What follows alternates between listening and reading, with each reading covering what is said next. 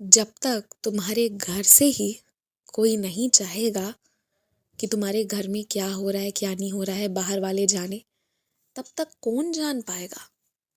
तुम्हें मैं एक बात कहूँ, तुमने ना अपने घर के सदस्यों पर विश्वास किया है वो ठीक है, लेकिन विश्वास करने का मतलब आंख बंद करना कभी नहीं होना चाहिए।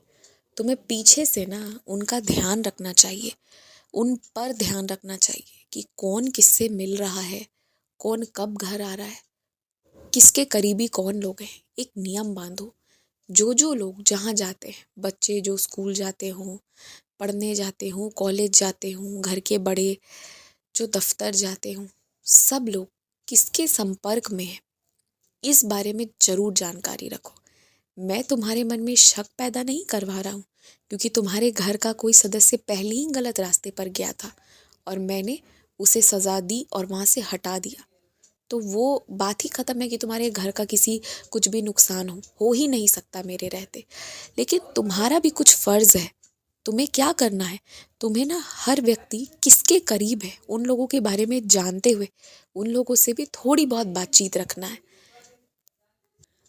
तुम्हें तभी तो पता लगेगा कि कब कौन सही रास्ते में है, कौन गलत रास्ते पे है। कभी कभी गलत रास्ते चुन लेते हैं तुम्हारे घर के लोग भी गलती से। ये अलग बात है कि वो कभी उसमें सफल नहीं होते हैं और ना होंगे। मेरा इतना आशीर्वाद है तुम्हारे परिवार पर। परंतु तुम्हें भी ध्यान रखना चाहिए अपने तरफ से कि ऐसा होता है ना कभी कभी कि घर के बहस, घर की चिंता और घर पर बिना बात की लड़ाइयों के कारण सब गलत रास्ते चुन लेते हैं। उसमें कभी कभी थोड़ा बहुत तुम्हारा भी सहयोग रहता है, तुम्हारा भी कुछ ना कुछ उसमें लेन देन रहता है। तुम पहले देख लो कि क्या तुम्हारा है, किस कारण से तुम उन चीज़ों तक पहुंच नहीं पा रहे हो। तुम्हें ध्यान रखना चाहिए इन चीज़ों का। और ये बात शक पैदा करवाने के लिए नहीं, परंतु एक सुखी जीवन जीने के लिए आवश्यक है। और अपने घर की किसी भी सदस्य पर ना कभी ऐसा महसूस मत करवाओ कि तुम्हें उन पे विश्वास नहीं है या तुम उन पर शक करते हो। ऐसा करोगे ना तो वो तुम्हारे साथ कभी नहीं रहना चाहेंगे। वो कोशिश करेंगे जितना जल्दी हो तुम्हें छोड़ के वो भागे और वो तुमसे अलग रहने को ही अपना खुशी मानेंगे। तो ऐसा कोई काम नहीं करना है तुमने। बहुत प्यार से हर व्यक्ति से तुम्हें मिलना जुलना और रहना है। जब प्रेम से रहोगे तभी हर समस्या का समाधान निकलेगा और आगे समस्या उत्पन्न ही नहीं होगी। और हाँ, तुम्हारे घर की सफाई कुछ इस तरीके से होगी कि पहले तुम्हारा जहाँ भोजन पकाते हो ना, पहले उस जगह की सफाई होगी बहुत अच्छे से। फिर वहाँ पर मैं किसी स्वरूप के रूप में आकर नहीं, एक चित्र के रूप में आकर बैठूंगा, क्योंकि तुम्हारी इच्छा है इसलिए।